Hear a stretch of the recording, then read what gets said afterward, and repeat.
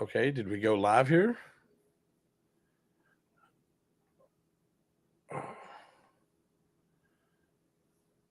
Oh, okay, hey, I think we are live, I think.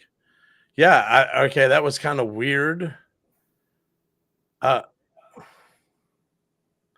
yeah, okay. That was weird. We did not get the intro music like we were supposed to, but I do believe yes, we are live. Ronnie, sorry about that. That was y'all, that was kind of weird. We there's kind of a format this goes through to start this, and it just kind of just went straight to live. It was weird. So anyway, hey guys, it's me, Sean here at Coach Pops here on Coach's Corner. I got my guy, Ronnie Bruce, author and fellow cohort and author of Grunts of Wrath, fellow 509er, airborne guy. Ronnie, how's it going this week? How you doing, big guy? Oh, it's good. Outstanding. Right now, Kennesaw State's playing their second Tuesday night game in a row, and they're kicking ass pretty good, taking control of Conference USA. Yeah. Georgia Tech, another big win. And once again, 4-1 on those big picks, 8-2 overall. So if you want to win some money, stick around. And I got some picks that'll be on fire this week. 8-2 overall against the spread. There you go. Now, Ronnie, everybody, I don't know, a lot of people don't know, but Kennesaw State is your alma mater. And let's see, they are, and I believe it or not, it's kind of funny later down the show, the head coach, is it Jerry Mack, I think is the head coach for Kennesaw? Yeah, he's actually, some people in Arkansas have actually brought his name up about wanting to be people to look at him for the Arkansas position. So anyway, I thought that was kind of interesting. This is your alma mater, and correct me if I'm wrong. This win right here puts him bowl eligible. Am I correct? Right on. It'd be bowl eligible. Be the first time because they just bumped up to FBS last year, and all right, first year you're not eligible. So yeah, this win makes them bowl eligible, and right now they're leading that conference. So Kennesaw State Owls, baby. Owls, all right. Well, that's what I was about to say. I was like, I don't know why, but I love it. The last time I saw hashtag hootie hoo. So I'm like, you go hootie hoo. So let's go, baby.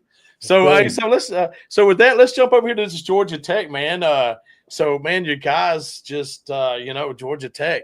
Looks like they just handled business. What 41-16 against Syracuse Orangemen? Right on. Took care of business.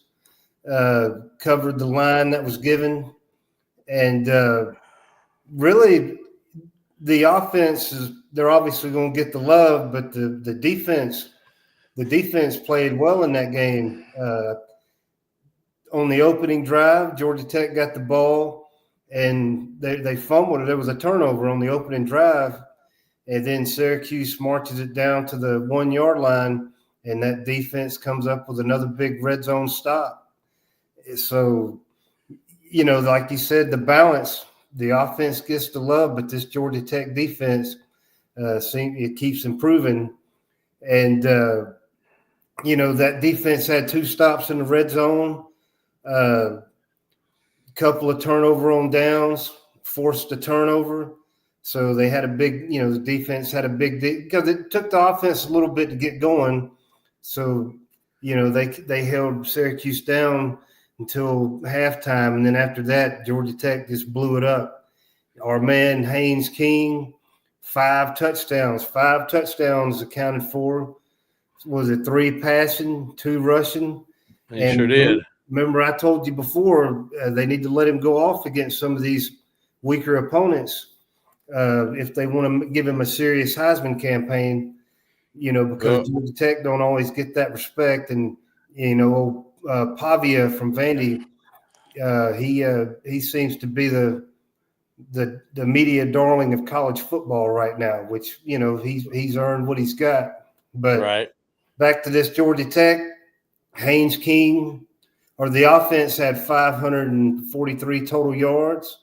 Haynes King passing 25 of 31, 304 yards, 3 touchdowns, 91 rushing yards, 2 touchdowns. So 5 touchdowns. And your man, that you've gotten to work, the man that, you've kind of fell in love with is our guy Hosley. Man. Woo, I like that kid. Number 0, Hosley. He had 8 rushes for 81 yards and a 10.1 yard average. Now, that's a 10.1 yard average. Right. Like, dude, that's insane. I don't care what level of competition, dude. That's ACC, 10.1 yards a carry, and you only got the ball touched 8 times. Woo, that boy's doing something, though. Wow. And like, it's not just the numbers he puts up, but the runs he makes, the spin moves, the missed tackle, the tackles, he's creating missed tackles. He's really emerging as a top running back. There was one play there, Ronnie, that there was just an inside zone. It was just a lead zone right up the middle. And one thing, he's got a little shimmy to his shake, but man, he didn't hit the shimmy button. He didn't hit the shake button. He saw a straight line and he hit that hole. I mean, he hit it like a running back was supposed to with authority. And I was like, okay, when he sees that north and south lane, he hits it and he goes. And that was good to watch. It was the offensive line definitely created lanes for you guys this week. Right on. And then senior tight end Josh Beetham. Now this guy, he dropped a pass right in his hands in the end zone, which I believe they got a field goal off of it. But so he drops it in the end zone, and then boom, he comes back 2 touchdown passes in the game. So that was good to see him get that back. And, like I said, offense, they tore it up. Defense held it down. And one thing about that defense is they actually had 2 starters in the secondary injured out for the game, and then they lost 1 in the first half. So they had 3 defensive backs out. And what do they say? Next man up. And that's right. Next man up mentality. They kept it. They locked it in. So Georgia Tech, they're doing their thing. They're in the top 10. I think BYU may have bumped them, but it's going to work itself out. Next game is at NC State. That's a 7:30 kickoff. And it's kind of this line is, we talk about the lack of respect for Georgia Tech.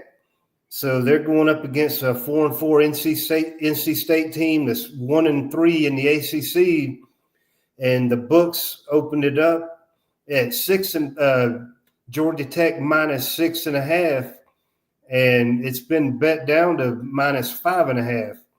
So the people actually, the people early are putting it on NC State. So just to give you I guess it won't be no surprise here.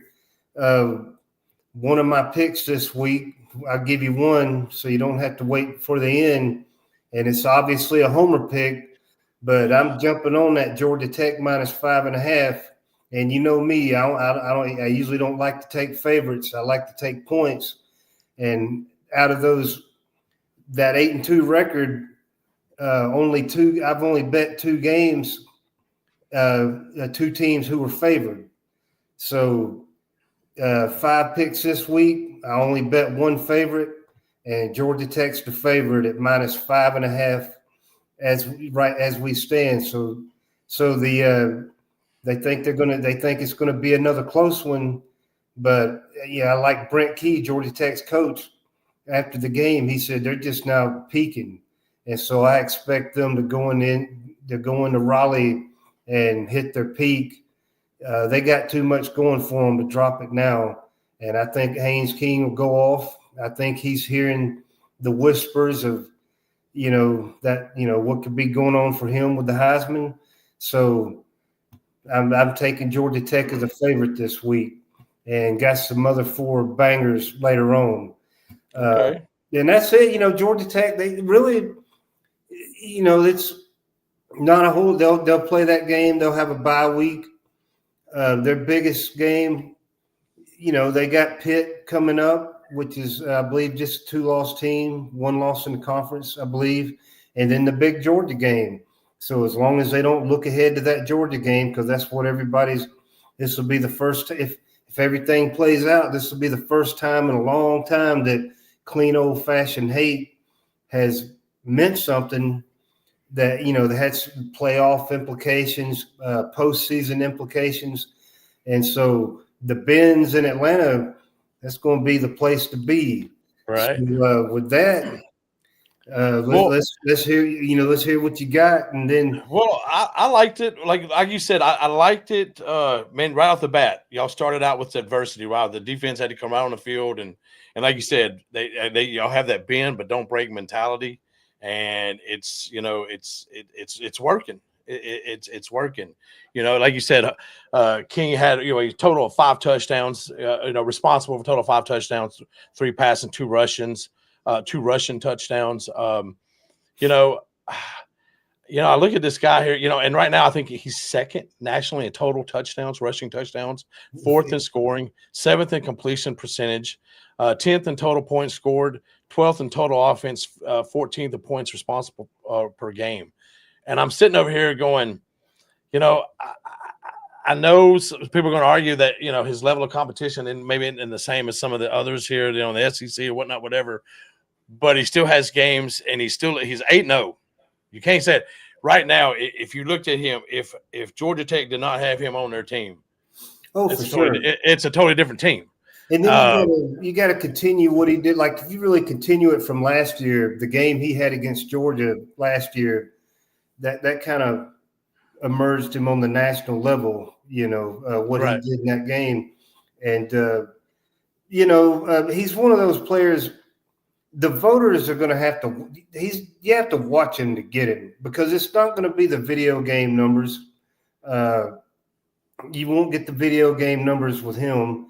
Now, I think he might have a few more big games in him, but really, like that Heisman vote, I get what you're saying, as far as Georgia Tech's schedule this year. I believe if he's going to have to go off against Georgia.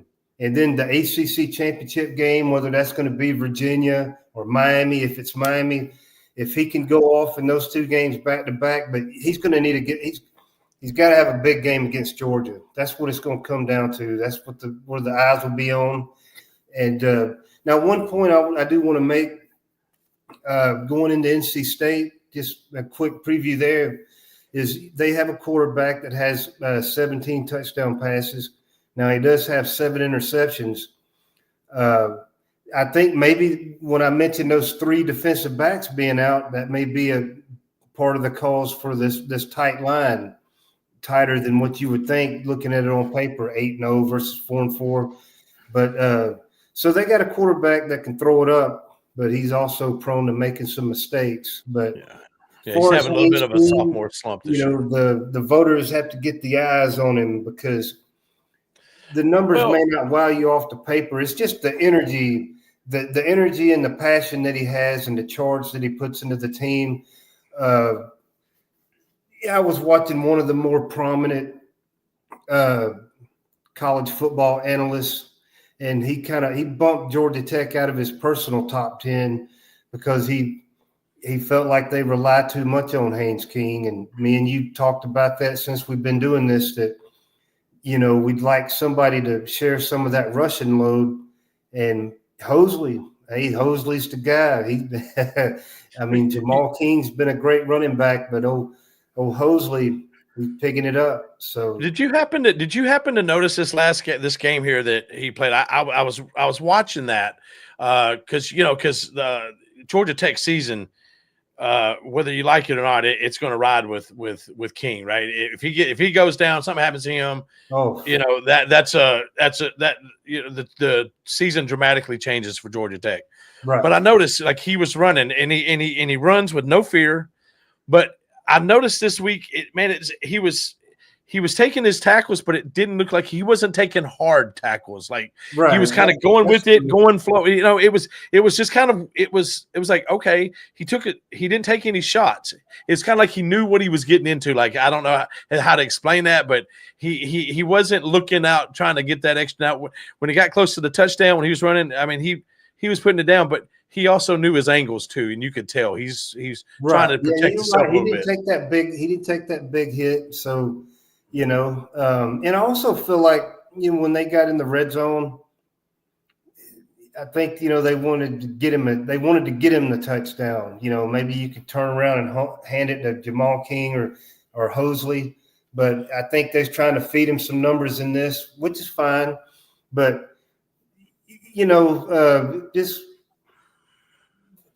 getting into the meat of that schedule, I just a little less wear and tear. And you're right. There was a little less wear and tear this week. But, as far as the Heisman go, I think it's starting to shake out.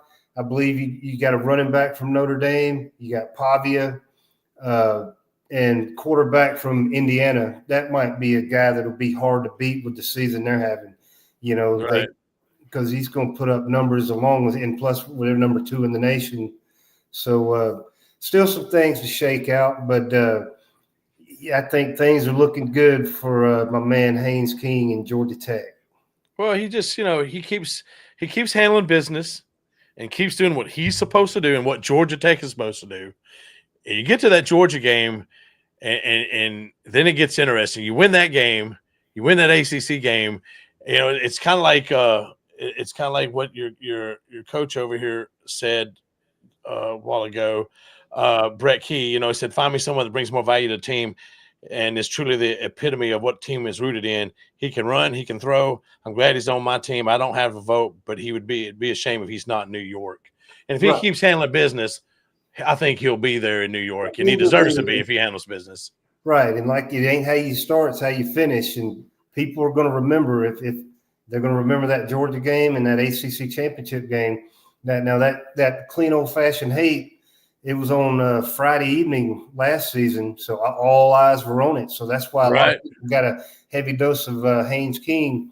Now, I can't remember it, but if it's on Friday evening this year, the last week of the season, Friday evening, all eyes will be on Georgia Tech, Georgia.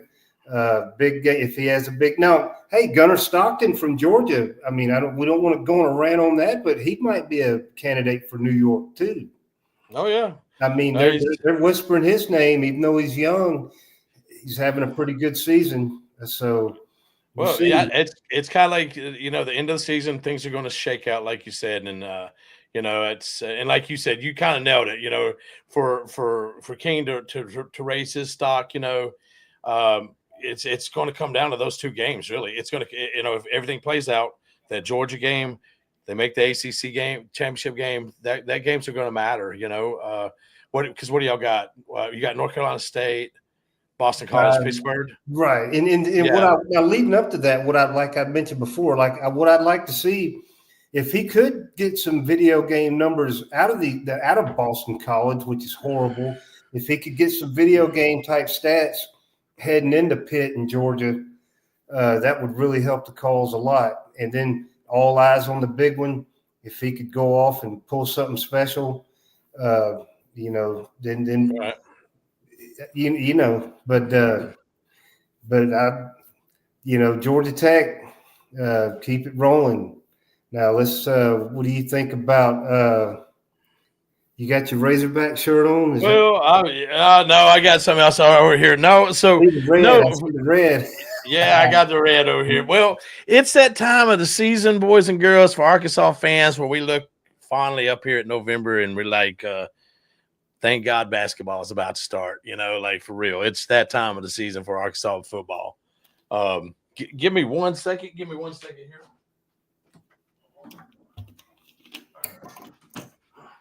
Sorry there. I had an animal in this room and I did not know was in here. So yeah, it's definitely that time of the year for Arkansas Razorback football fans where we're like, yeah, thank God it's basketball season. And the one positive thing, Arkansas does have a basketball team this year that I think legitimately will challenge for the national championship, but that's for another show, another time on another channel. For Arkansas here, it was just, first off, hats off to, I have to give props to Auburn. Absolutely. Oh my God, I can't even think of the guy's name. The defensive coordinator. I can see DJ Durkin, Auburn, man. He came in with a plan. Just kind of came in with a plan. you could see, man, for Arkansas, for the offense, poor Taylor Green, man. Even now, he didn't have his best game. He threw 3 interceptions. A lot of that was because of scheming of Durkin, and a lot of that was also too, and some of that too was Talon, the quarterback, trying to just do everything, just trying to be perfect, because the defense this week, they didn't give up a touchdown every time. They just gave up a bunch of field goals, and hats off to Auburn, to their field goal kicker. I think his name is Alex McPherson, if I'm not mistaken. 6 field goals made. But man, his story is just amazing. Auburn just came in and they just wanted it, and they won. We could not establish the run. Second half came, like I said, Taylor Green, they imploded there at the end, and threw 3 interceptions. You've been highly critical of that Arkansas defense, but you said they forced 6 field goals out of Auburn. So,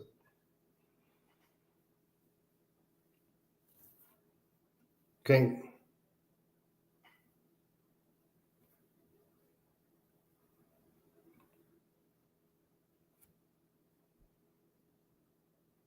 Can you hear me?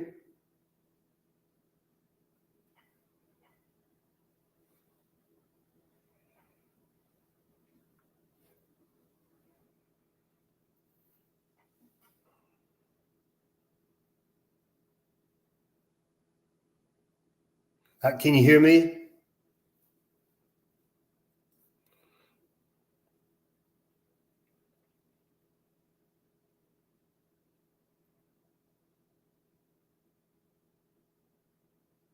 I can't hear you.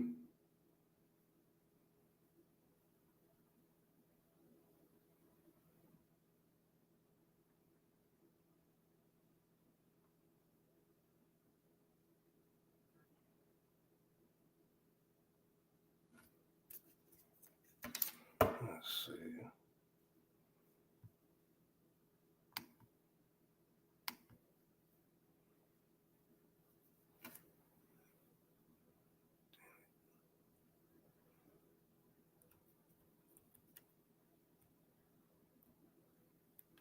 Can you?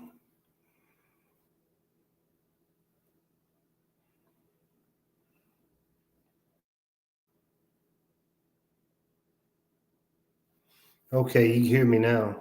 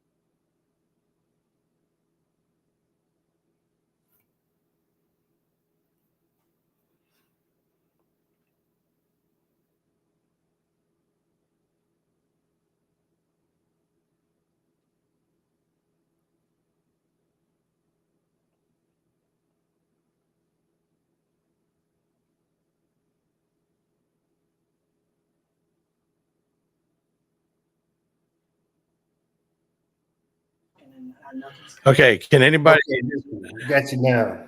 Okay, y'all, I have no idea what just happened there. It was like, I have no idea. We wasn't muted. I don't know. Everything's good now. So sorry about that, guys. That was a technical difficulty here.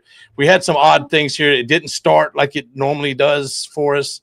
Anyway, I'm sorry about that, guys. So before this happened here, let me get this off in case something happened here. Okay. So Ronnie, I can hear you. You can hear me right now, right? Yes, sir. I got you. Okay. All right. Good. All right. So guys, I'm sorry about that here. Everybody can hear me. So we were talking about Auburn. I was talking about Arkansas. Auburn, they did Auburn. Auburn did a really good job defensively. They created some turnovers. Arkansas created some, but they made us struggle in the red zone. The thing is, it seems like any team that comes in and faces Arkansas, they started out with their quarterback Jackson Arnold. He did not do good. He threw a pick six. Went in with all the momentum. Kind of went in with the momentum. Everything's looking good, and then they changed out quarterbacks. He made passes when he needed to, but they had their running back. I can't remember how many yards he had here. I have them here. We had Jeremiah Cobb, man. He had 28 carries for 159 yards. I mean, you can't stop a running back. I mean, they didn't have to throw the ball. All they had to do was field goal. I mean, their field goal kicker scored 19 points. We scored 24. A few touchdowns, in there. But with that being said, DJ Durkin, man, he had one heck of a defensive plan. And credit Auburn, man. They came into a hostile environment. They lost some close games. That, some judgment calls went one way or the other, however they want to look at it. But you know what? They came into a hostile environment. They poured the win. And, it's just, from an Arkansas fan point of view, from my point of view, it's just, it's heartbreaking. You hate it for the offense. Even after this performance here, they still, Taylor Green still had 268 yards. He had 1 TD, 3 interceptions. But they still had 330 something yards, and they're still like number 7, I think, or number 7 or number 6 in the nation for offense. Taylor's number 11 for quarterbacks passing. Just Auburn came in and did their thing and did it. Now we have Mississippi State coming in, and somehow we're favored in that game. I've seen that you favored in that game against Mississippi State. Dude, I'm looking at the numbers. There's no way in hell. Defensively, they're better. Like, even in the SEC, they're like middle of the road, offensively and defensively. We're great offensively. We set the standard. We did go up from 124 last week to 121 in defense. So, we got a little improvement this week. So I don't know how we're favored. I don't, because their quarterback last week, that kid blew up. Like, he threw like 300 and something yards. He threw like 382 yards himself last night. Like, he outplayed Arch Manning passing wise, and they self-destructed a little bit. They gave up a lead to Texas. So they had about a 3-score lead going in the fourth quarter. Yeah, going in the fourth quarter. They're a dangerous team. Like, I don't know how Arkansas is favored them. I hate even trying to preview the game, because we're going to score some points up until like the third or fourth quarter. Then we're not. And then the defense is not going to stop anybody, because it hasn't stopped anybody all year. And the sad part is, you know what? I'm probably going to get some noise over this, but I don't really care, because these are kids, but they're paid athletes. They get, and I'm so mad. I'm like, we actually paid money for them defensive players. And there ain't but 2 on the team that I've seen so far that have maybe even earned half of the money they're getting paid. So that's the thing. Somehow, I don't know how NIL works, but damn, it must not be performance-based is all I got to say. Because our defense is not performing well at all. So, but somehow, this kid, Chafin, I think his name, from over there, that kid can throw the ball.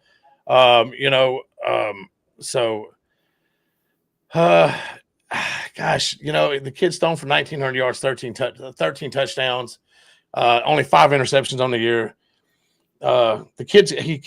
He has poise at times. He just lacks consistency. I think their leading receiver is Thompson, like a little over 600 yards. So they do have a legitimate vertical threat that you need to watch out for. The kid Boots got like almost 500 yards rushing. So, I mean, to me, if you look at their stats, you look in the SEC, they're kind of like, they're middle. They got a good middle defense, middle offense. Let's say they lost 45-38 overtime to Texas, 23-21 defeat at Florida. Close games. Yeah, late game, and all because of late game issues also. Like this, Mississippi State's a lot further along than I thought they were going to be, and Arkansas is way further back than I thought we were. And yeah, we entered this game 2-6. I mean, with Taylor Green, you got a shot. He's thrown for 2,100 yards, 18 touchdowns, 8 picks. He got 3 of them last week. Mike Washington's rushed for a little over 700 yards, 5 touchdowns. The secondary for Mississippi State, I think maybe we could test them. I mean, it's going to be one of those ones where if it's one of those, it's a close game. Both these teams might try to lose it because that's what we've done with everything. Is it going to be a shootout? Do you see a high-scoring game? Man, well, with Arkansas's defense, it's going to be a shootout because we can't stop anybody. I mean, dude, I think Auburn scored more points than it has all year on any, Power 5. I mean, we make everybody look good. The defense does. So, and I hate to say it like that, but it really is. And somehow, we are, we're favored. I mean, we got Quincy Rhodes. He's got 7 sacks.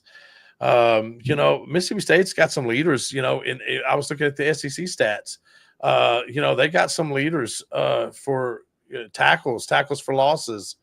Who's this kid? Who they got? Manning from Mississippi State. Man, this kid's got like 60 total tackles here for law. And how many's he got for loss? So they got some active players on defense. They're going to be a tough out. And I don't, And that game's in Fayetteville, right?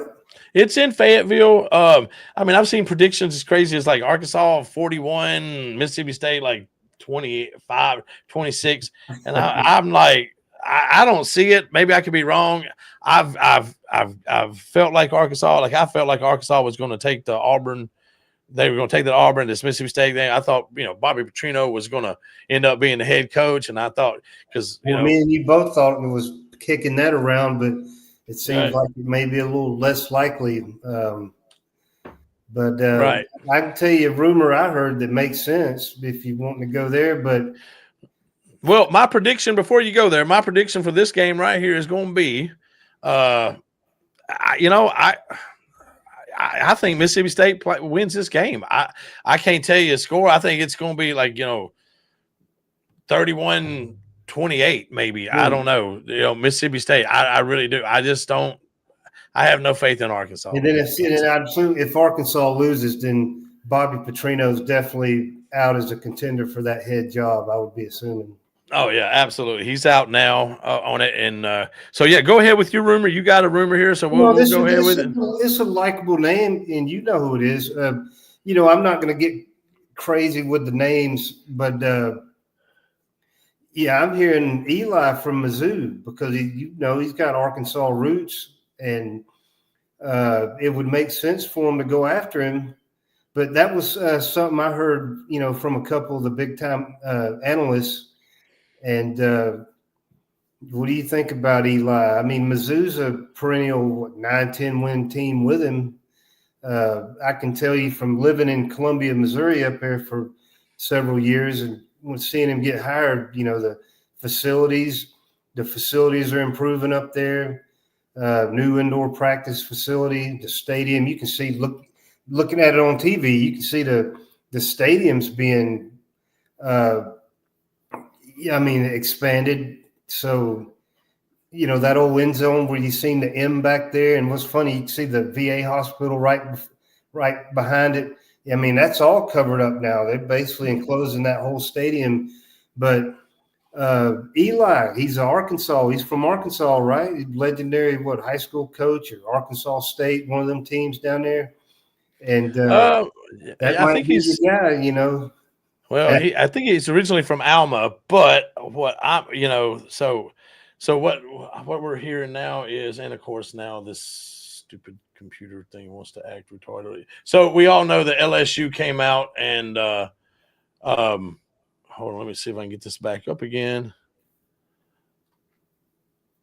Okay.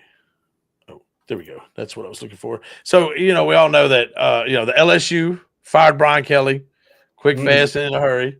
They didn't waste no time with that. They didn't waste any time with that at all. but God, it's so crazy. So what?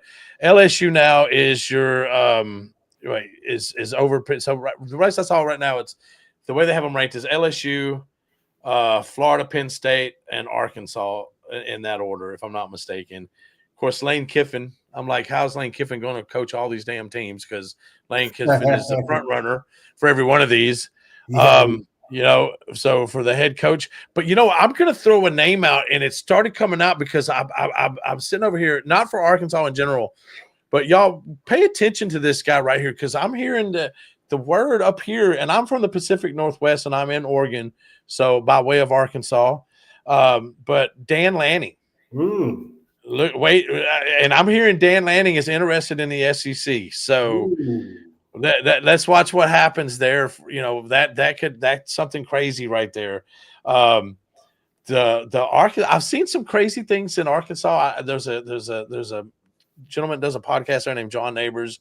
He does a lot of good. It's a lot locked in with the Razorbacks, and then a couple of one of the reporters for the Arkansas Democrat Gazette, sports guy Otis Kirk reported something that kind of backed up what this guy was saying, but there's grumbling. The rumor on the street. You take it for what it's worth, and it is rumor, but that James Franklin is interested, and that Arkansas is interested, and that I can see that money is being put together. Supposedly, from what I heard was that Arkansas is putting money together to put a package together that's going to like turn some heads. Is what I'm hearing. Now, whether or not that's true, I don't know, but I do put a little bit of relevance in it, and the reason why, and I hope one of these guys here is one of my guys. Keith Martin is on this show here in a minute. If he is, he'll vouch for me here.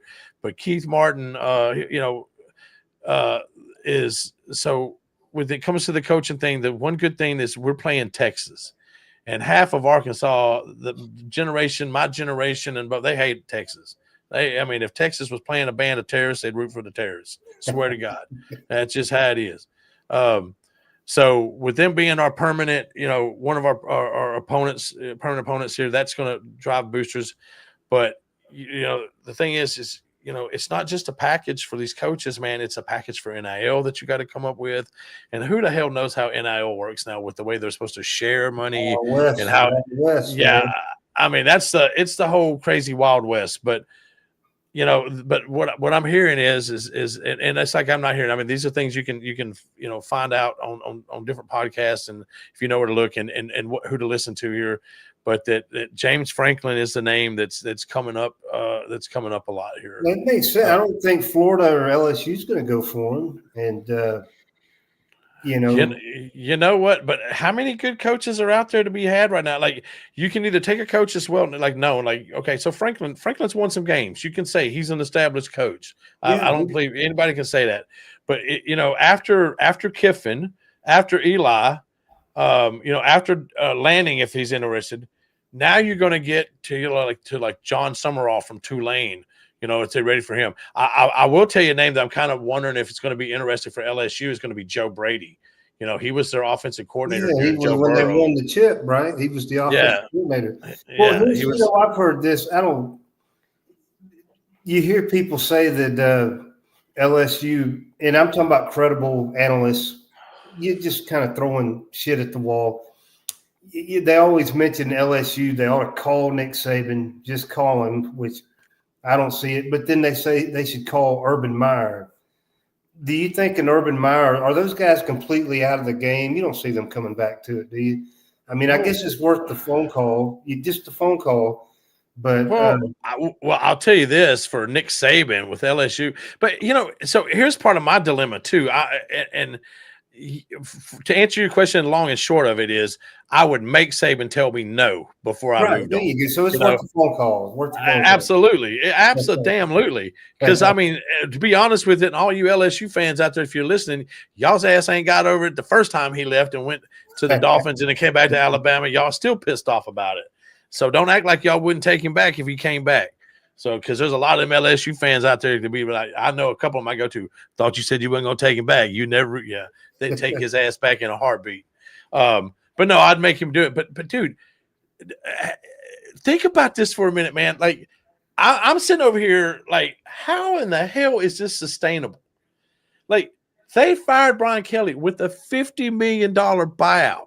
Okay. Now, I'm sure they're going to negotiate that down a little bit. But if I'm Brian Kelly, I'm going to be like, you're going to pay, give me my money. Where's my, bitch, where's my money? That's what I'm going to say to him.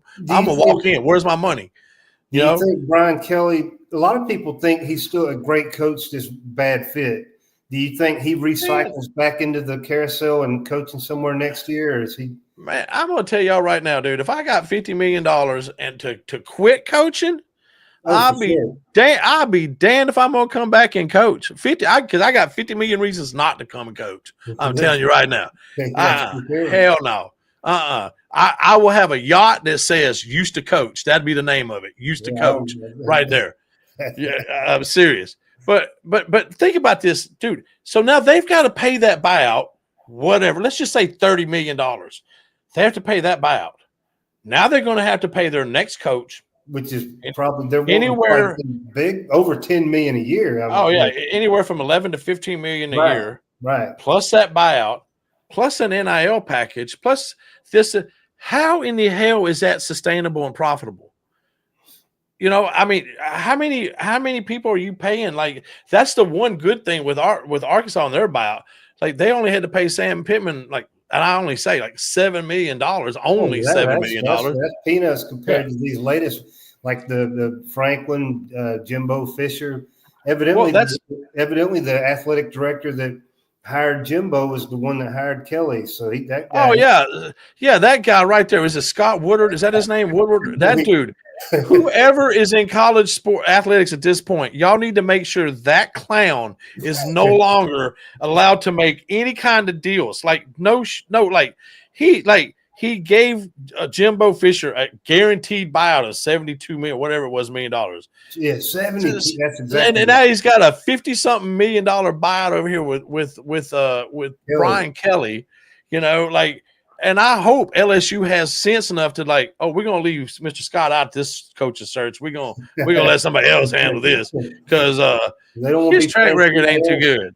Oh yeah, I mean that's $100 and some odd million in buyouts. So. But that's what caught my eye with Dan Lanning. He just signed a contract extension last year, but his buyout clause never increased. So you can get him for cheap. His buyout is like cheap, and I'm like. Man, I was sitting over here going like, damn, Oregon, y'all might want to have locked him up a little bit better. They got that Nike money, so like you said, if you think his name if you think he's a possible candidate for some of these big jobs, it'll be interesting to see if Oregon just lets him go or if they try to hold on to him. Right. Well, I'm hearing right now for what I'm hearing is Lane Kiffin. He's the number one target of Florida. Yeah, that's what the general. But I think he's probably your number one pick with LSU. I think he would be a great fit at LSU. But you know what, dude? I gotta say this. Every time you see him on the sideline at Ole Miss or you see him on a camera, he looks like he's happy there. And. He ain't got all that pressure. Dude, I mean, Ole Miss loves him. They love him. The man can't do no wrong. You got LSU fired 3 national championship coaches in the last 20 years with Les Miles, or 2 of them, Les Miles and Ed Orgeron. And then Florida's fired 4 of their last, since Urban Meyer, they've fired 4 coaches.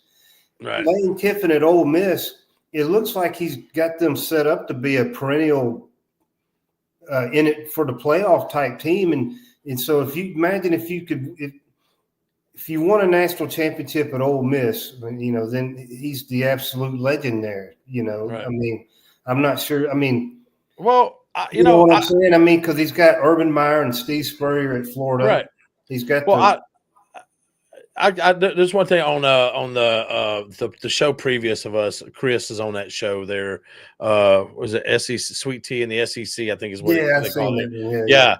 I love Chris because Chris is you got optimists and pessimists, and then you got Chris who's a realist. Like he's a Georgia fan through and through, Georgia Bulldog through and through, but he's also going to tell you he's seen them win a national championship in his lifetime. He may not see him win another again but he's not what I call a toxic fan. He's a realist. He appreciates his team when they do good. And, he's a fan. When they do bad, he lets them know. But, Florida, LSU, I hate to say it, but I've been to Tiger Stadium. I've been down to the swamp. Yeah. They have some toxic fans there. I've seen it. I've seen it firsthand, personally.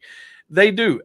And I'm sitting over here at Lane Kiffin. I'm like, why do I need to go there when I have everything I need right here? And then could be the legend of all legends. Legend of all legends. Absolutely. Absolutely, man. Really, if he lost 3 games here and there, Ole Miss, mixed in, Ole Miss wouldn't fire him over it. No, because every time they play, hell, they just beat Oklahoma.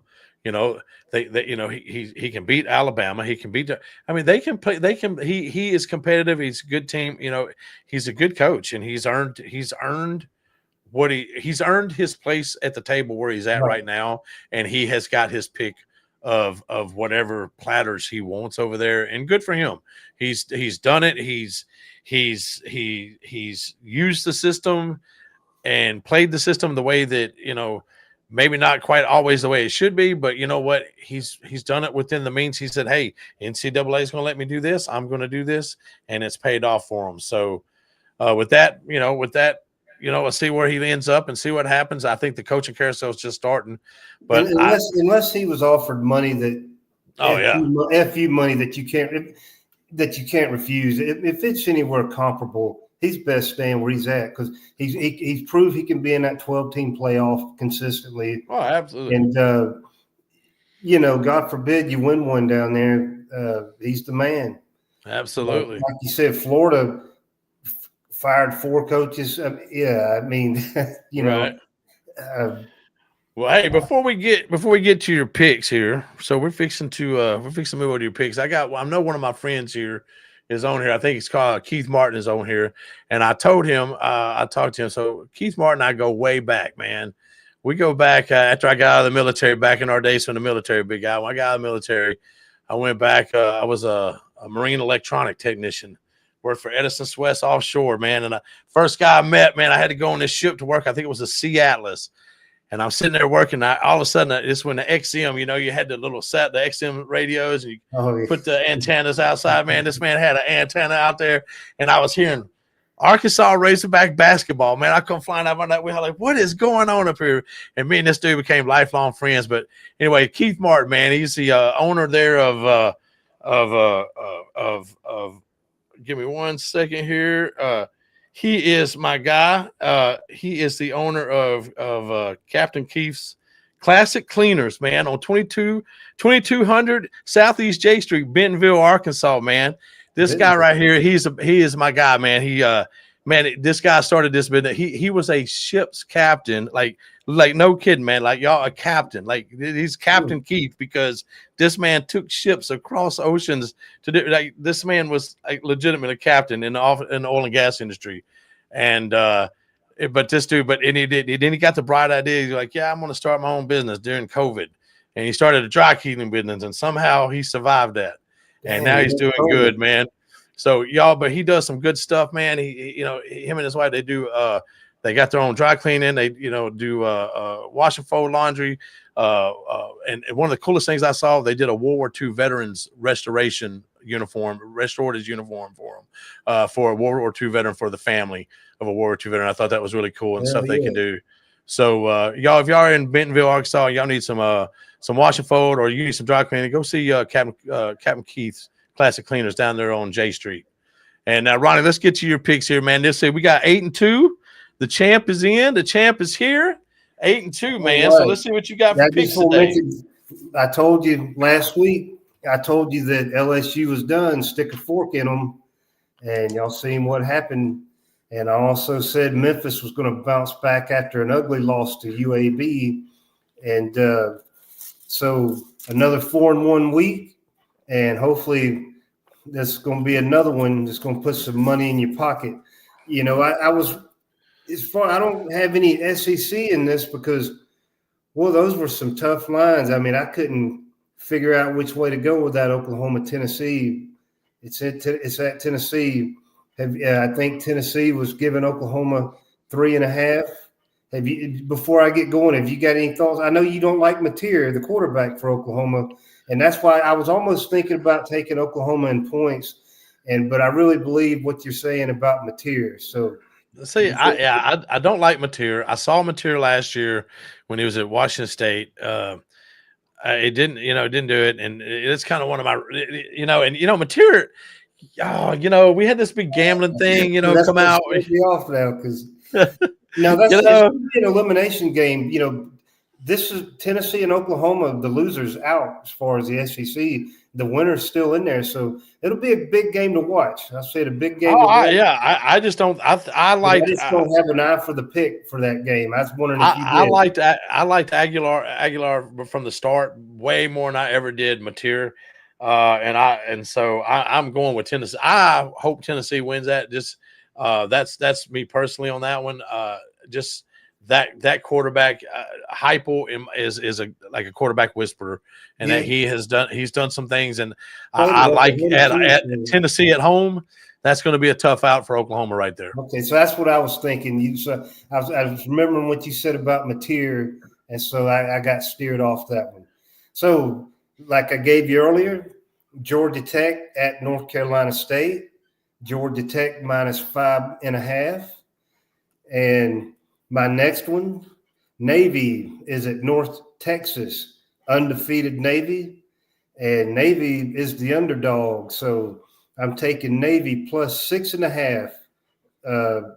Two good teams for that conference, but I'm rolling with Navy +6.5. In North Texas got the walk-on quarterback that's like number 2 in the nation in passing yards right now. Yeah. So they go against that big Navy ground game, but I'm taking Navy with those points. Now here's one, this off the location of the game. Pitt is at Stanford, and like I always tell you, these kids in these long road trips, it's going to be real early for Pitt. So I'm taking Stanford +14.5. That's a ton of points that they're getting at home against a team that's traveling all the way across the country to play them. The next one, I couldn't figure this line out, so I had to jump on it. It almost seems too good to be true. I got it's Wake Forest at Florida State, and I'm taking Wake Forest +9.5. The winless in the conference, FSU, is given 9.5, and Wake Forest is not bad. If you remember, Georgia Tech eked out a close one versus them. So Wake Forest there. And then here's a big game with possible playoff implications for the Big 12. I've got Cincinnati at Utah. Cincinnati 7-1. I believe Utah 6-2, something like that. And I'm taking Cincinnati +8.5 at Utah. So again, taking the points in 4 games, and the only points I'm giving is Georgia Tech giving 5.5 at North Carolina State, and I'm feeling pretty good about these. Like I said, I just couldn't pull the trigger on that Tennessee at Oklahoma because I was just thinking about what you said about Mateer. So, right. But I kind of do like Tennessee in that game, though, but I just didn't pull the trigger on it. So it's Georgia Tech, Navy, Pitt, Georgia Tech, Navy, Stanford, Wake Forest, and Cincinnati. Those are 5 fire picks that'll put some money inside your pocket. There we go then. All right. Well, there we have it, ladies and gentlemen. You got Ronnie's picks. And that is going to do it for our show here tonight. Ronnie, it was good seeing you again, my man. We'll try to do this again next week. Yes, sir. And have something. Hopefully we'll have something. Maybe Arkansas will have a win. I doubt it, but who knows? But it is basketball season, so we got that for Arkansas. So go Hogs, and we'll see you. Go Ramblin' Wreck, buddy. We'll see you. We'll see you later, big guy. And everybody out there, we appreciate y'all. Sorry for the technical difficulties. It started out weird when I hit live stream here. It didn't do the play in like it normally does. I'm not sure what happened with the muted part there, but I appreciate y'all sticking with me there. And hey, if you get the chance there, if you hit that subscribe button there, wherever, if you're looking at us there on YouTube, that subscribe button, that's how we get out there and get seen. We appreciate you guys, and we'll see y'all later.